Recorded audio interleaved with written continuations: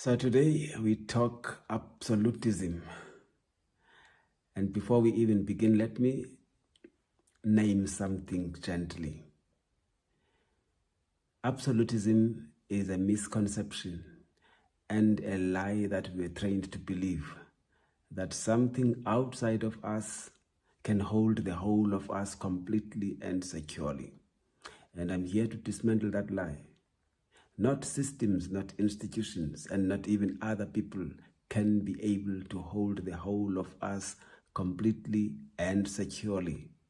And once you start seeing that lie, you can't unsee how much of your life has been shaped by it. This is Unmasked and Thriving. My name is TD and I am your host.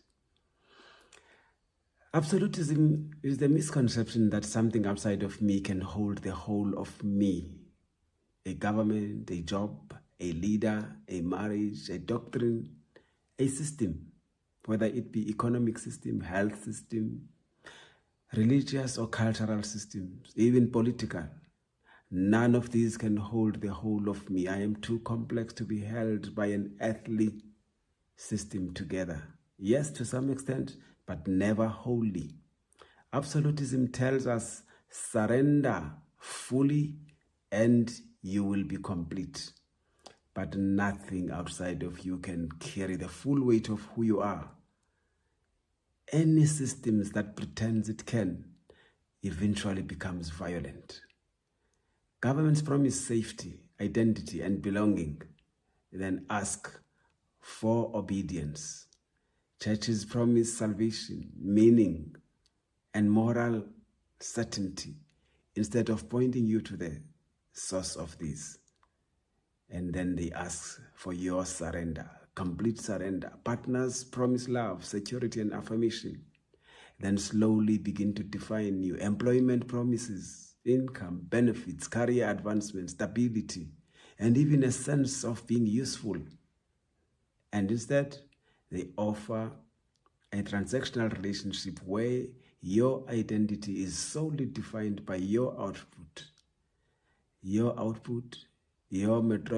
performance metrics, and the hours that you give to the organization.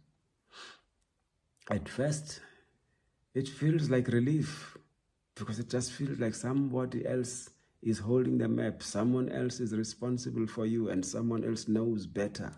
But over time, something inside you starts shrinking. Because absolutism requires fragmentation. It can only function when you surrender pieces of yourself. This is the hardest truth to accept because it is terrifying and freeing at the same time. No system can meet all your needs. No ideology can satisfy all your contradictions. No person can carry your becoming. The moment you expect wholeness from the outside, you begin bargaining with yourself. You mute parts of your thinking. You suppress inconvenient truths. You perform gratitude instead of telling the truth. And slowly, you outsource your authority. You start asking, is this allowed? Will this be approved? Is this acceptable to them? That is how power leaks out of you.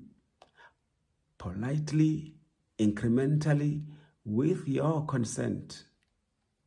There is something deeply dangerous about a person who realizes this. And that meaning is not granted, it is generated from within. That dignity is not bestowed, it is embodied. That permission is not required, it is assumed. Such a person becomes difficult to govern, difficult to shame, and difficult to manipulate. They can cooperate without surrendering. They can love without disappearing. They can belong without being owned.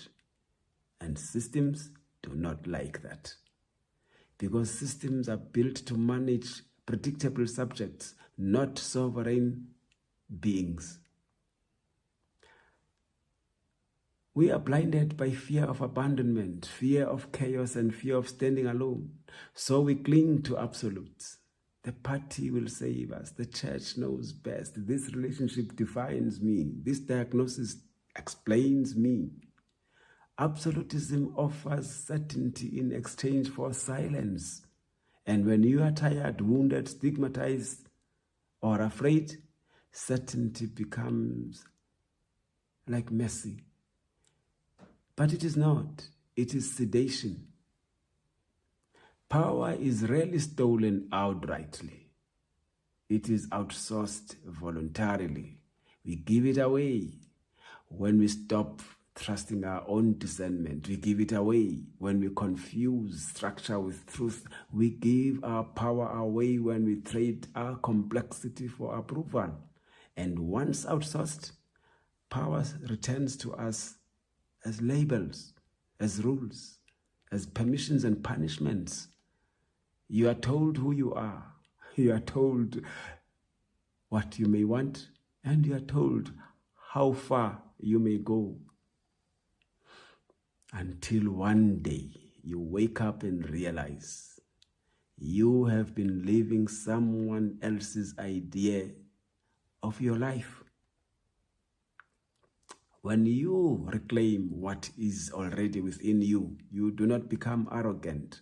You become accountable, because now you cannot blame the system for your silence. You cannot hide behind doctrine, and you cannot wait for permission.